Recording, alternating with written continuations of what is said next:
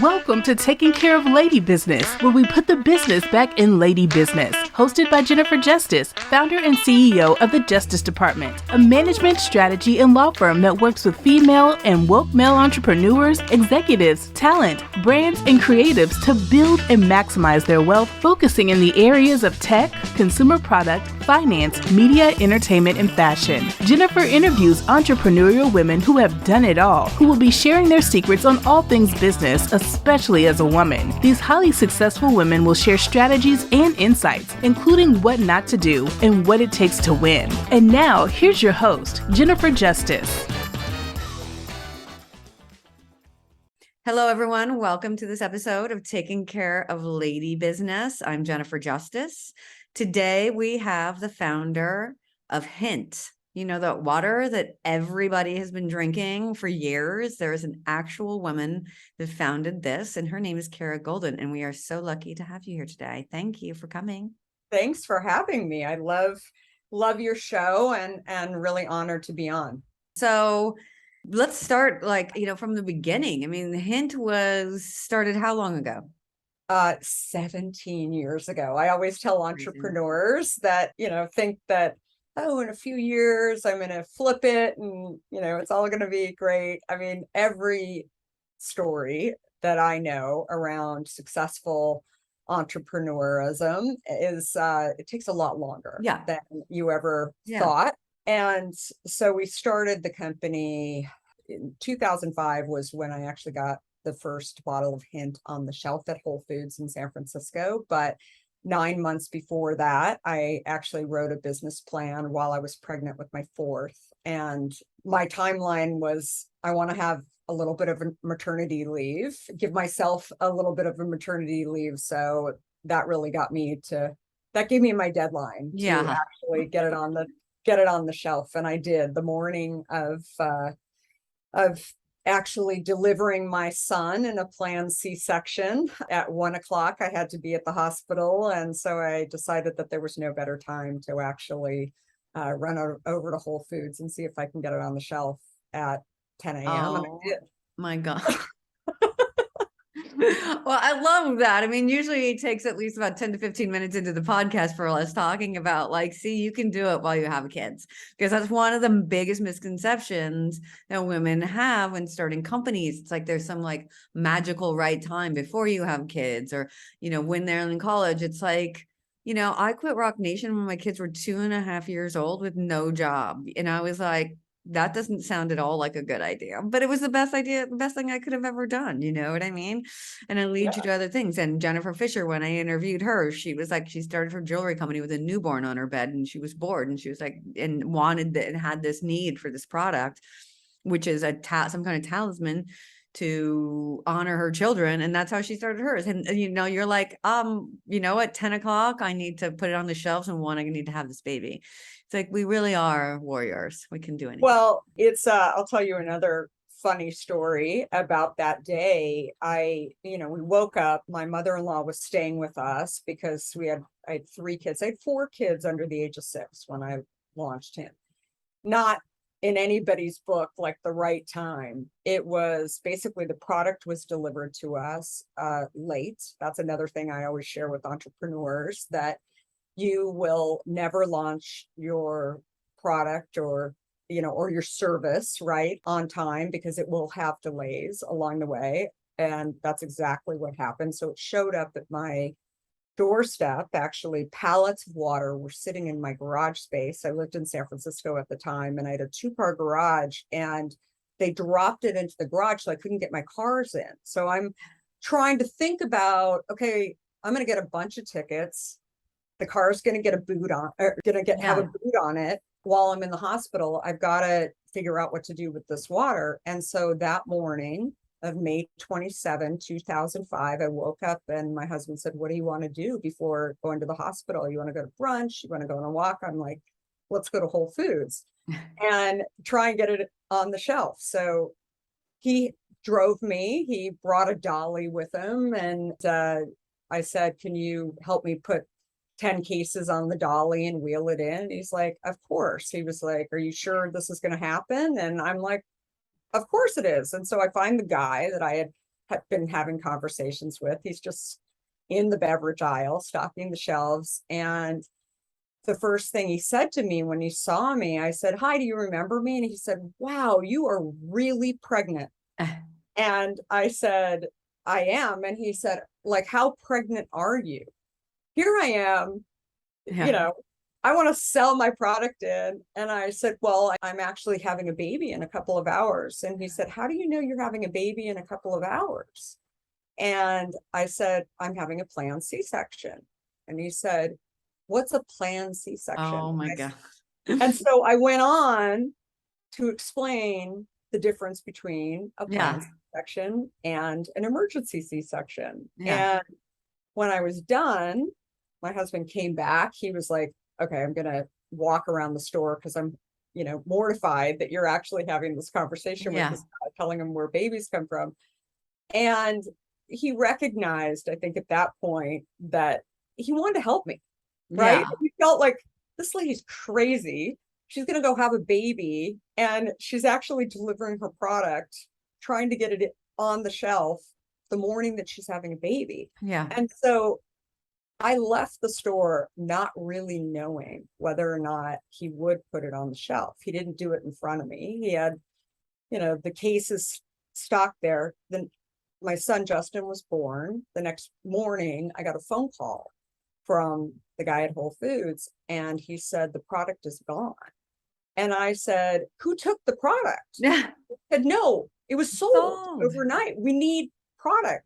I had never thought, when I wanted to get it on the shelf, I never thought about running out of product. Right. I mean, I just wanted a few people to buy it. Yeah. And he said, "I'm going to get in a lot of trouble if you don't come and replenish the product." And so my husband went home and grabbed the cases and went and was my delivery guy. And then soon he became the chief operating officer of the company. I mean, it was such a crazy story. But the moral of the story, I think, for that is, if you can actually, there's really two things there.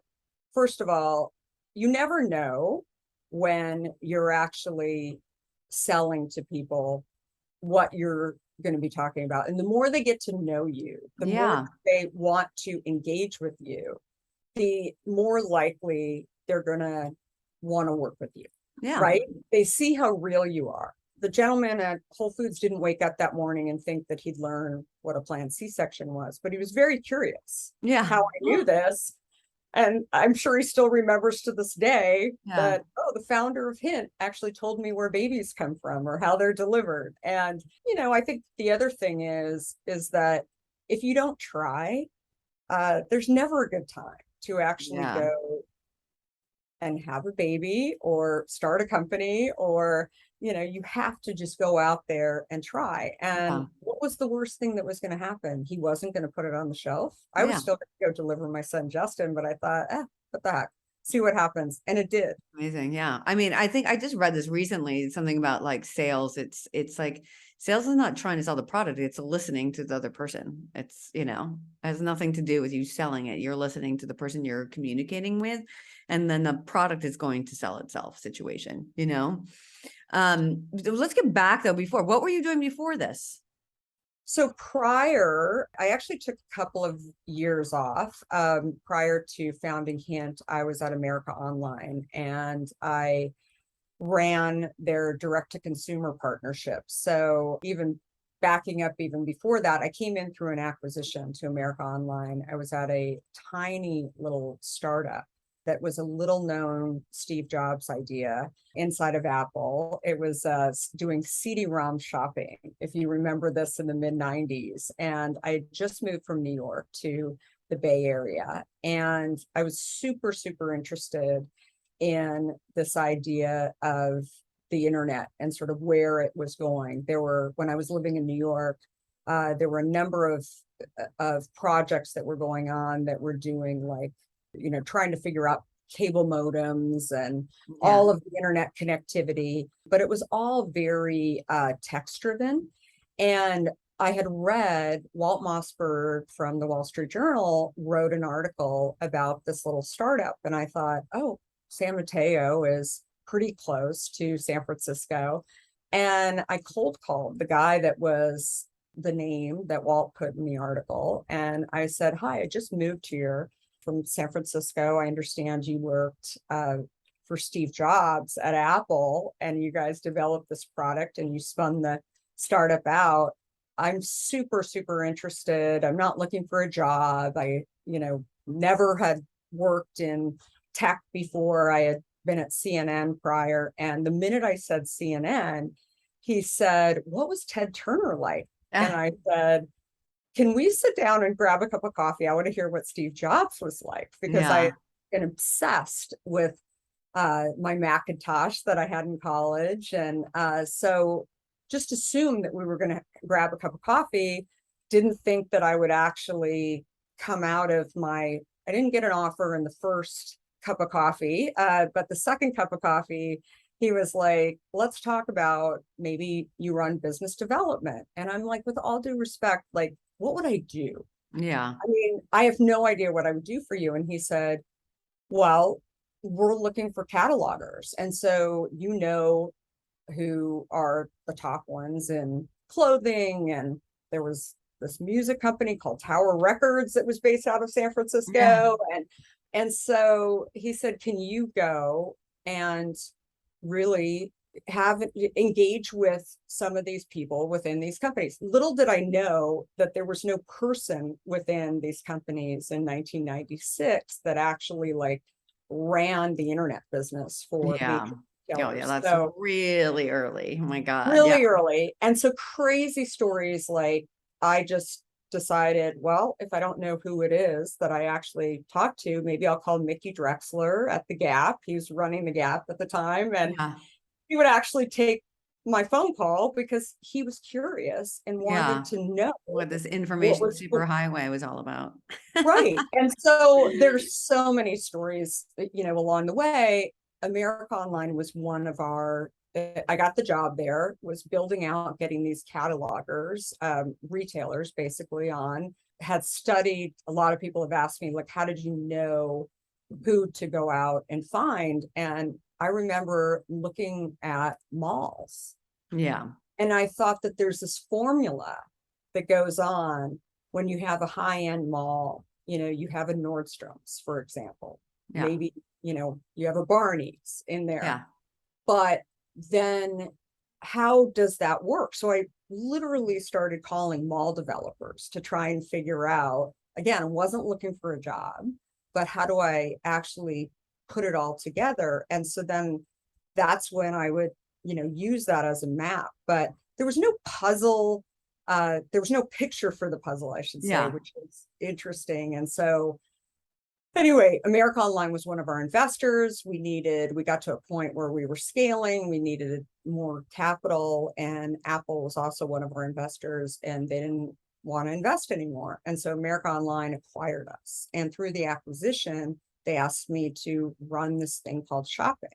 And it's interesting because that was 1996, and America Online was not in first place. I mean, they were behind CompuServe and Prodigy. We were, definitely the underdog.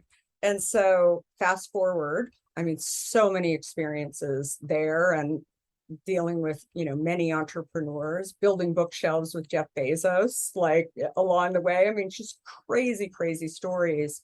But at the end of 2001, it was $1 billion in revenue to America Online. And it was pretty much all remote. Most of the retailers that I was working with were all over the US. I was traveling like a nut. The United Airlines pilots out of San Francisco all knew me. And I'm like, I had my first child in 99. And so I just thought, you know what?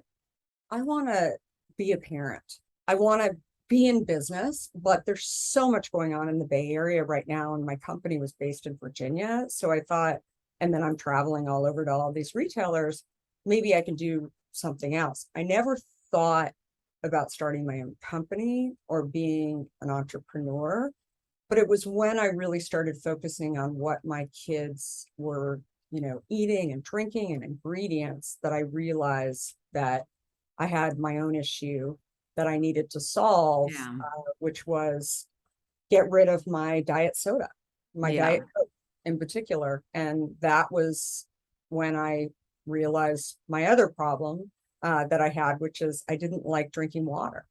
I just didn't like the taste of it. And so I started slicing up fruit and throwing it in water. And friends would start asking me, like, how do you make decisions about what fruits to put in water? And I'm Yeah. like, really there?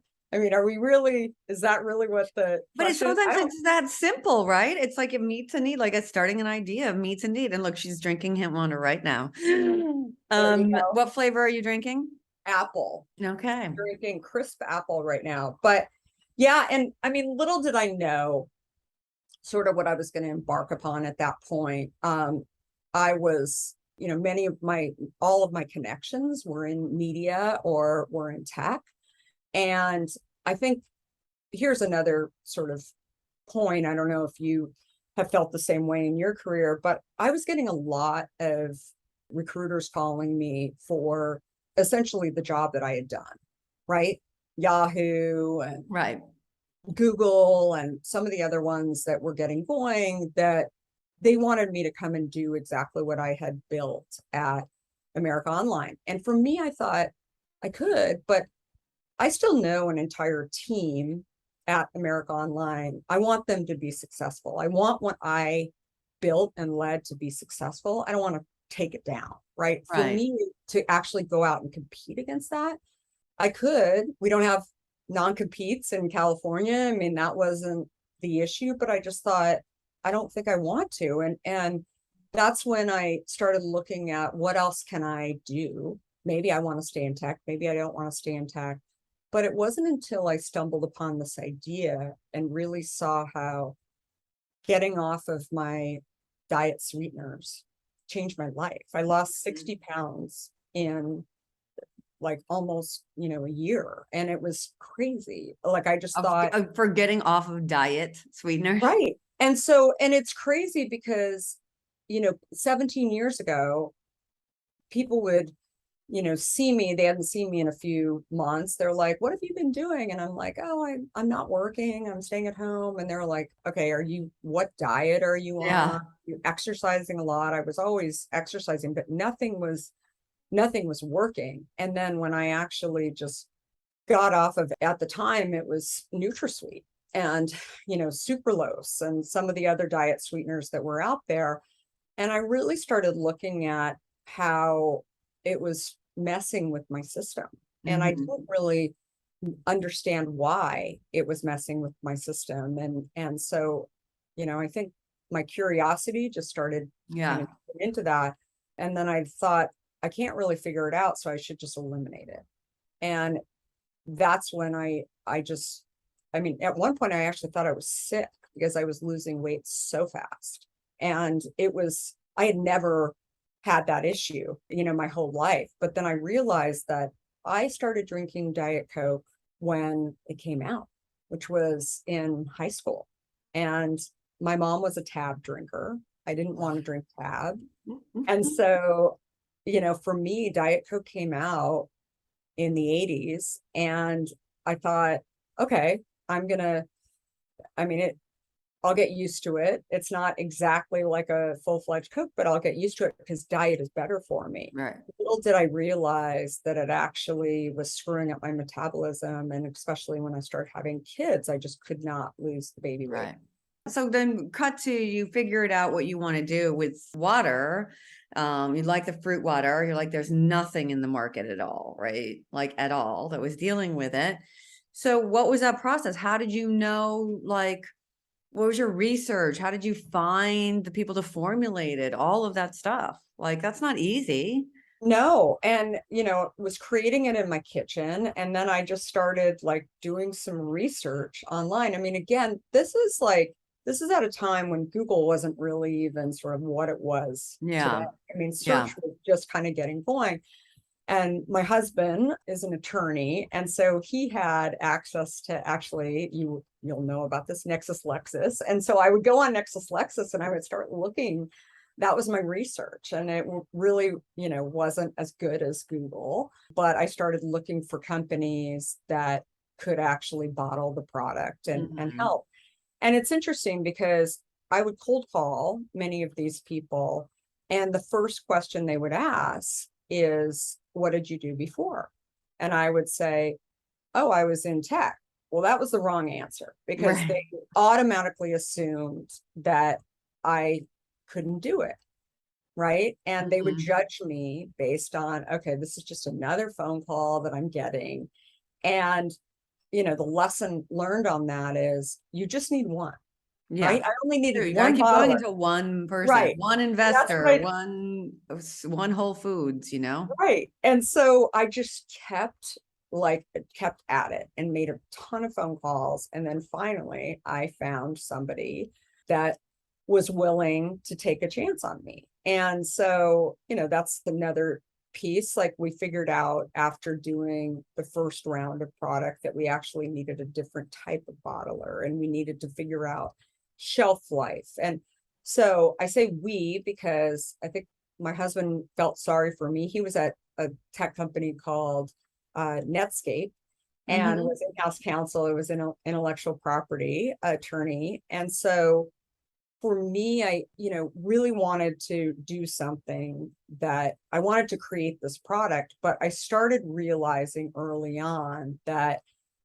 it was going to be a lot harder. Yeah. And one of the reasons that it was going to be hard, not only was we needed to figure out how to make it and get it shelf stable without my specs, which was real fruit, no sweeteners, and no preservatives in it. And no one had done a real fruit product with no preservatives in it. Yeah. And so Theo, my husband, was really instrumental in sort of playing around with it. He had always been really interested in kind of science. And so we didn't use a food scientist to go and Oh, figure wow, this yeah. out. And then ultimately, we ended up finding that one day I was walking down the aisle at Whole Foods and I realized that there was apple juice that wasn't using preservatives. Again, I had never really thought about it. Mhm.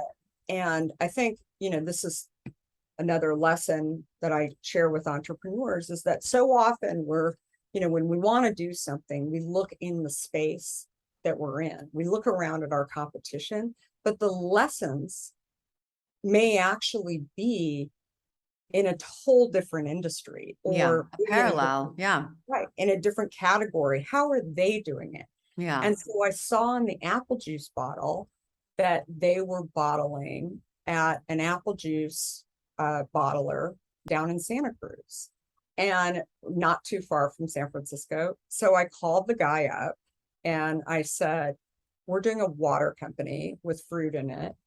He immediately said, I can't do water. I only do juice. And I said, okay, just hear me out. Like, what if we brought the water into you and we're already using fruit? Can we talk to you about doing a pasteurization process, not using preservatives like what you're doing with the juice? And Mhm. he said, I've never tried it. But if you're willing to come Yeah. down.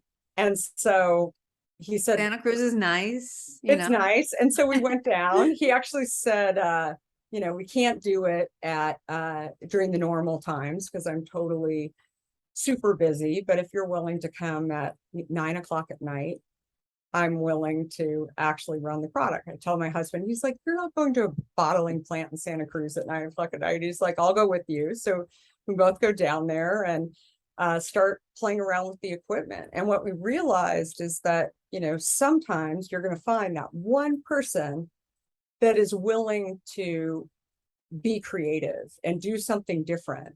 And they may not come up with the idea. It may be your idea, and Yeah. you sort of piece things together based on just looking around. And so that's how And we, look, it's persistence, right? That's what you're doing. You're being extremely persistent, like you are keeping your eyes open and trying to find a solution. And I mean, isn't that the definition of an entrepreneur, right? People who see the totally. world as like there's solutions and other ones where it's like everything's a problem, right?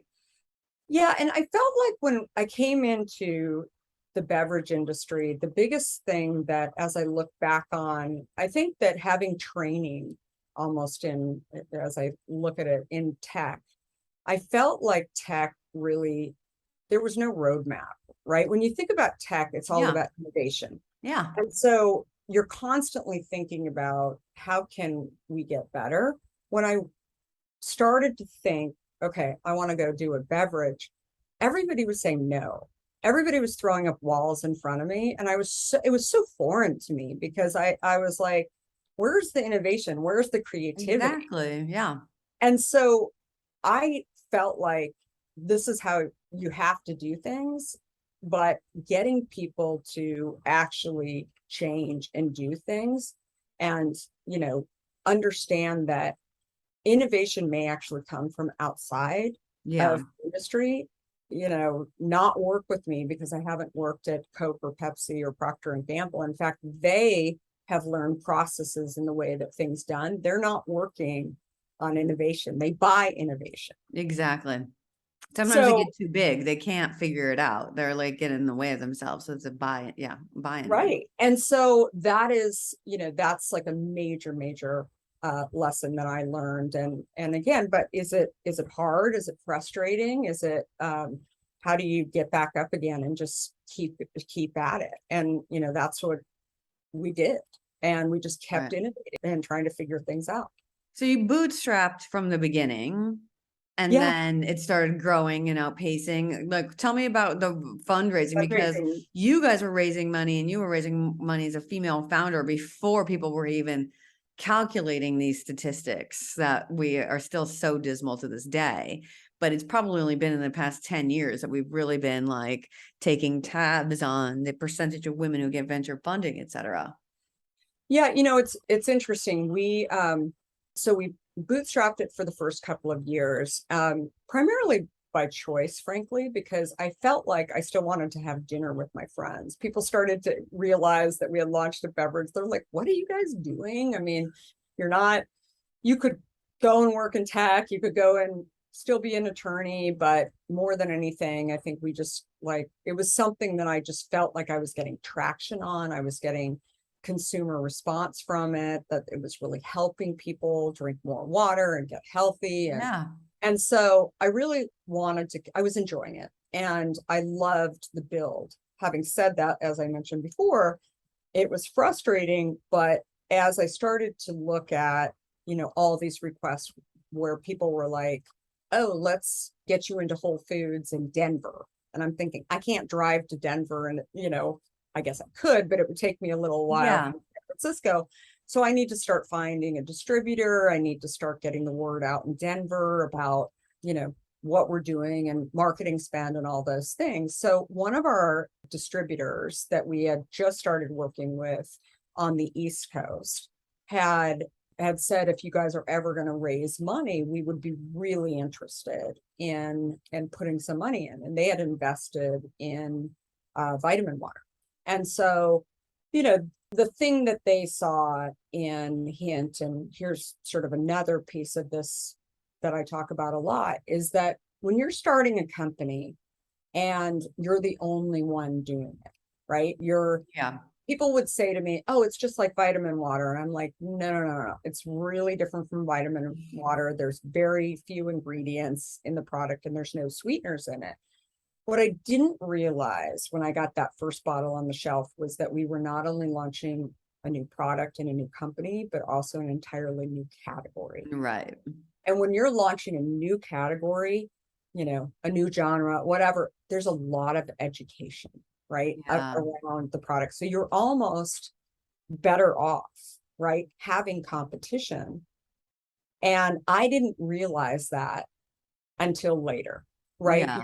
You're always, I mean, you've probably talked to entrepreneurs who are, wanting you to sign NDAs and everything else because they've got this big secret. And the Yeah. reality is like ideas are a dime a dozen. It's the execution. It's the Exactly. ability to create great products or great Yeah. services and then get it out there. But so it was during, sort of this time that I realized we really need to be able to be educating people.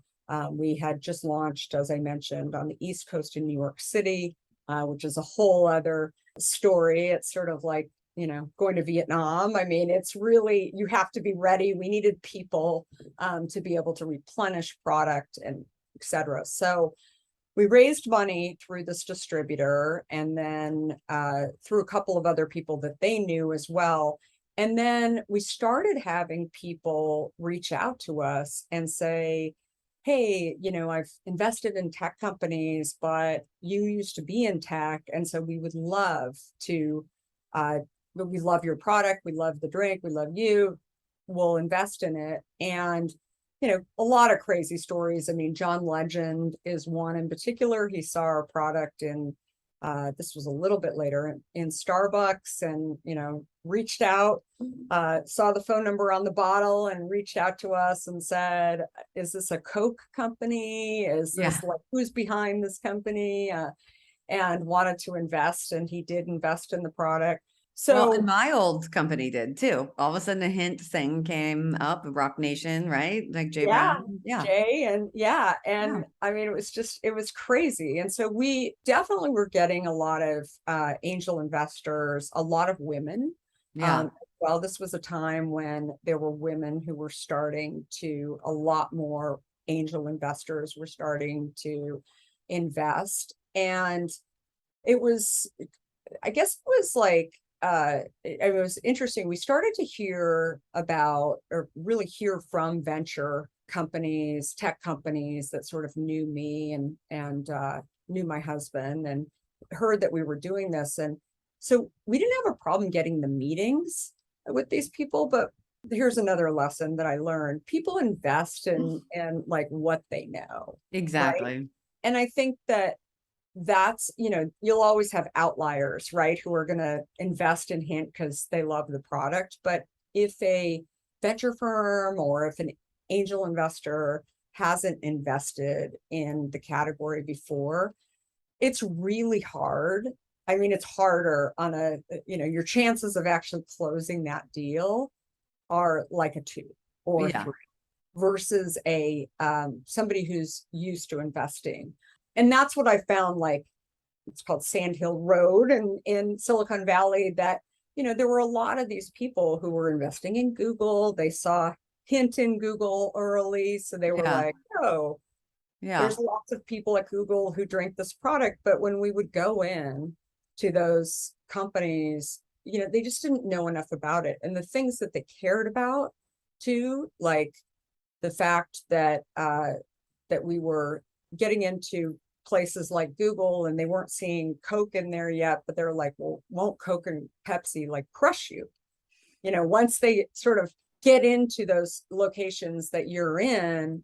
And that's what I was referring to before, that what I learned is when they finally did create a knockoff product, Coke did, and they eventually came into Google too, but when they came in on the retail side into a large retailer, what I realized is that it'll be disruptive to have a bigger competitor come in because they have more pull, they have, more money, longer relationships. But at the end of the day, you can't really do much about it, and you have to continue to stay the course. In our case, what happened is that big retailer reached back out to us after a few months and said, listen, I felt really bad about, kicking you guys out for this category captain. Coca-Cola wanted to get in and basically take the space that you had allotted, but I have great news. They don't want to do this category anymore.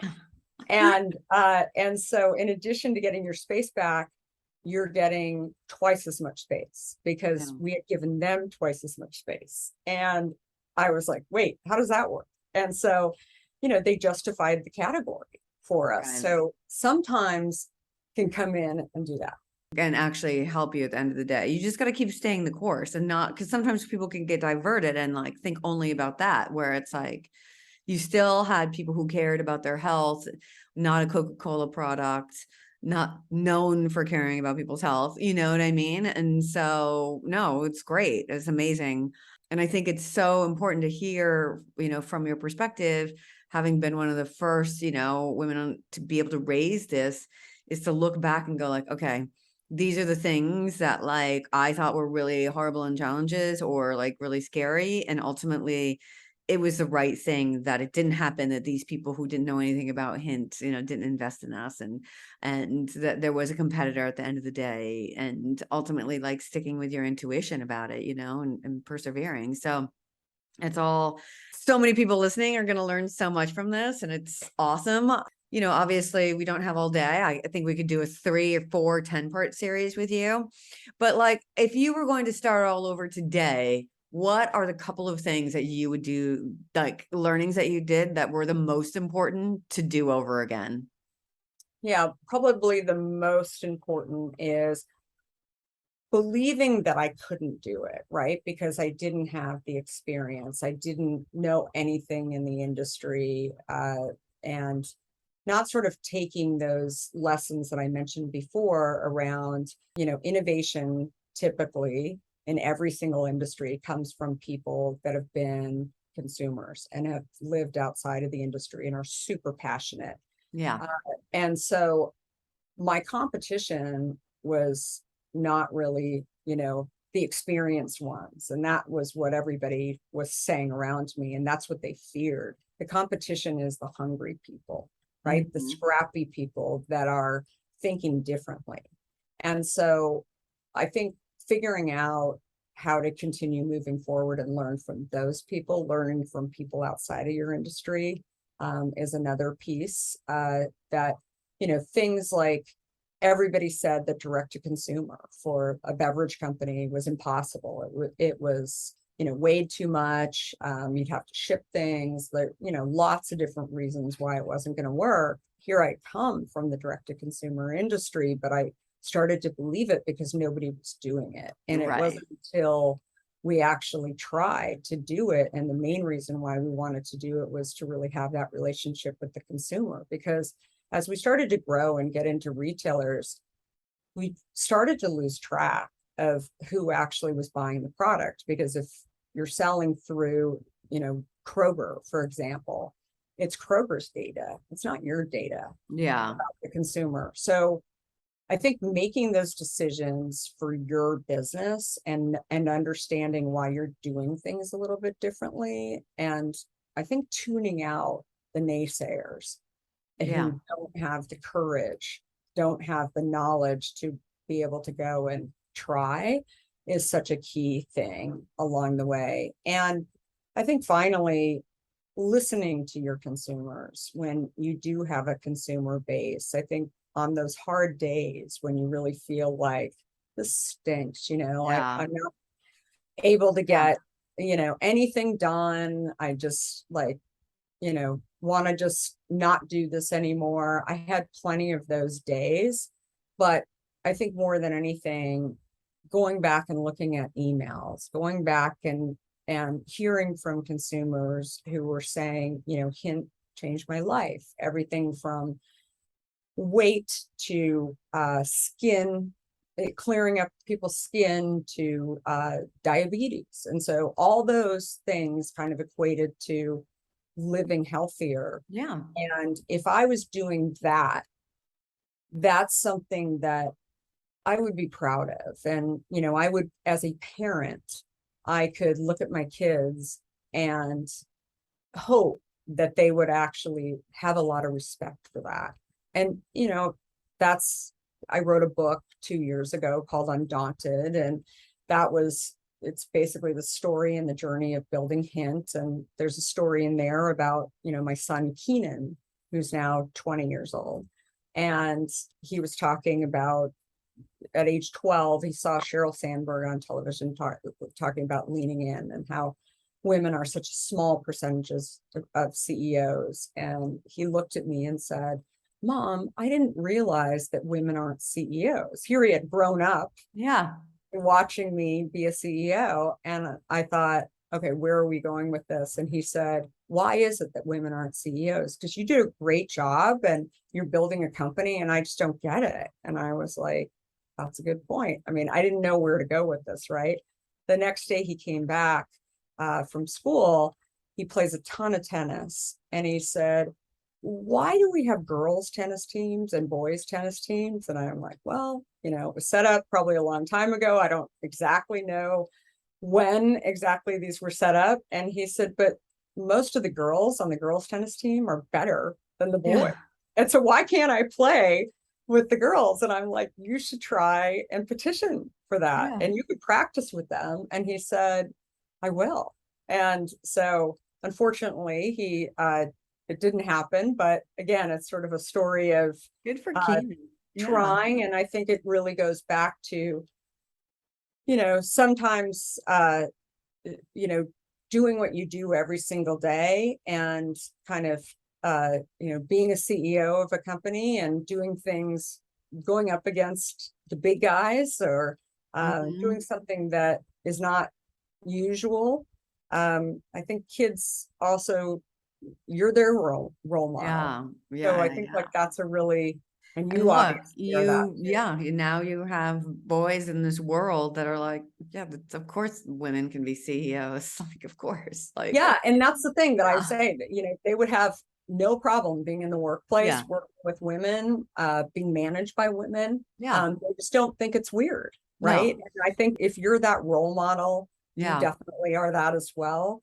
I mean, you're showing them just by example that it Yeah. can be done. Yeah. And yeah, exactly. Amazing. All amazing and sage advice. And as you know, and I know this is probably going to be hard because you've gotten a lot of it, but there's one question I ask every one of my guests, and that is, what is the worst advice you've ever received? I think the worst advice is, that experience actually is the key to success. And so people want to see that you have a certain number of years of experience, or that you worked in a certain field, or you had a specific title before. The people that actually will disrupt and change things are the ones that don't have the experience every single time, because they're passionate, they're hungry, they want to go out and do it.